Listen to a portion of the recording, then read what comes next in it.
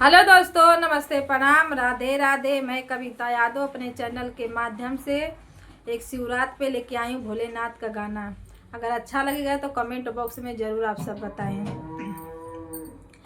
उठा उठा मैना रानी पर दामाद हो, उठा उठा मैना रानी पर दामाद हो। निदिया से मातल भोला, निदिया से मातल भोला, ऐन ससुरार हो। निदिया से मातल भोला, ऐन ससुरार हो।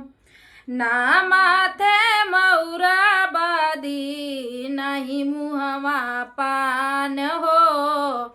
ना माथे मौरा बादी, नहीं मुहवा पान हो। भांग खा के ऐन भोला, भांग खा के ऐन भोला, कर ससुरार हो।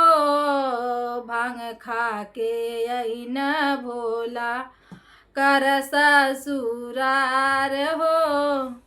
सब आवे हाथी घोड़ा, सब आवे हाथी घोड़ा, भोला नदी पे सवार हो।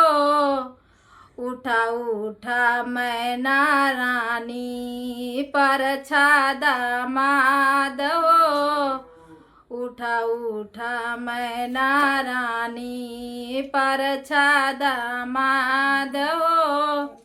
हेलो दोस्तों, अगर अच्छा लगेगा तो कमेंट बॉक्स में ज़रूर बताएं आप सब। राधे राधे।